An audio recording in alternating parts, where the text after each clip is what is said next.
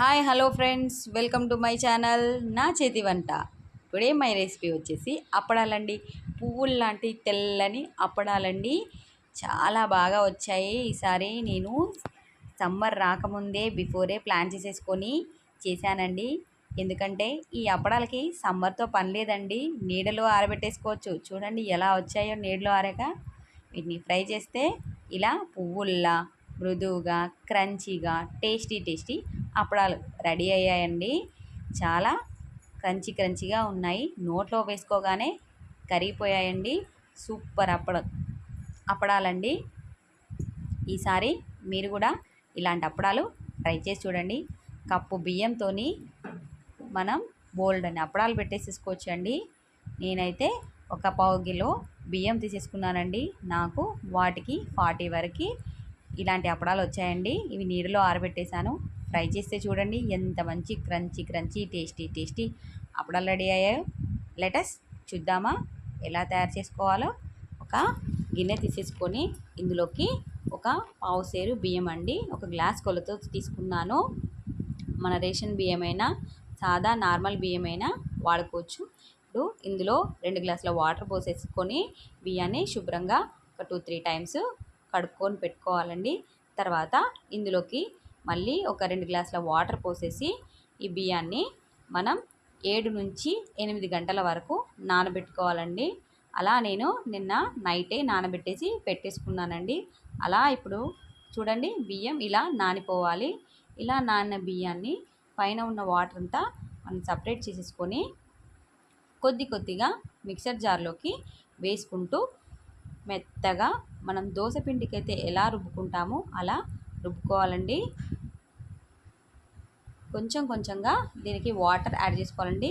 చూడండి ఇప్పుడు మనకి ఇలా వచ్చిన పేస్ట్కి కొద్దిగా వాటర్ యాడ్ చేస్తున్నానండి. దానికి సరిపడగా కొలత పెట్టేసుకున్నాను. అంటే పావుసేరు బియ్యంకి ఏ గ్లాస్తో అయితే తీసుకున్నానో ఆ గ్లాస్లో 1/4 ఆఫ్ వాటర్ని మాత్రమే యాడ్ చేస్తున్నానండి. ఇలా రుబ్బేసుకున్నాను. మెత్తగా మన దోశపిండిలాగా రుబ్బేసుకున్నాక దీన్ని మళ్ళీ ఒక గిన్నెలోకి ట్రాన్స్ఫర్ చేసేసుకొని ఇప్పుడు ఇందులోకి వాము, జీలకర్ర, వంట సోడా అండి చిటికెడు, అలాగే కొంచెం చిల్లీ ఫ్లెక్స్ వేసానండి. రెడ్ చిల్లీ ఫ్లెక్స్ వేసి రుచికి సరిపడా సాల్ట్ చూసి వేసుకోవాలండి. వేసేసుకొని ఇప్పుడు మనం గరిటెతోని పిండిని మొత్తం చాలా కలుపుకోవాలండి. మనకి సోడా ఉప్పు అనేది పిండికి కరెక్ట్గా సరిపడగా ఉండాలండి. ఇలా మనం కలిపేశాక ఇలా గరిటెని వెనక్కి తిప్పి ఇలా కోట్ చేస్తే చిక్కగా పట్టుకున్నట్టుగా రావాలండి. సో వాటర్ అనేది మనం అడ్జస్ట్ చేసుకుంటూ పోయాలి. ఇప్పుడు మనం ఎలా వేసేసుకోవాలో చూద్దామండి. ఒక గిన్నె కానీ లేదా స్టీల్ బిందె లాంటిది తీసేసుకొని పైన ఒక ట్రాన్స్పరెంట్ క్లాత్ తీసేసుకొని ఇలా టై చేసి పెట్టుకున్నానండి. దీన్ని ఇప్పుడు మనం స్టవ్ మీద వేసేసుకొని చిన్నగా దోశల్లాగా స్ప్రెడ్ చేసుకోవాలండి క్లాత్ చుట్టూ. అలా చుట్టేసుకున్నాక క్లాత్ని కూడా కొంచెం టైట్గా అడ్జస్ట్ చేసి పెట్టేసుకోవాలండి. దాని మీద మూత పెట్టేసుకుంటే రెడీ అయిపోతుందండి. అలాగే ఇప్పుడు ఒక స్టీల్ బిందె మీద చూపిస్తున్నానండి నేను. ఇలా బిందెకి ఒక కాటన్ క్లాత్ చుట్టేసి పైన పిండి వేసి అప్పడాన్ని స్ప్రెడ్ చేసేసుకొని మూత పెట్టేసి స్టవ్లో హై ఫ్లేమ్లో పెట్టేశానండి. ఎందుకంటే లోపల వాటర్ బాయిల్ అవుతుంటే ఆ వచ్చే స్టీమ్కే అప్పడాలు కుక్ అయిపోతాయండి.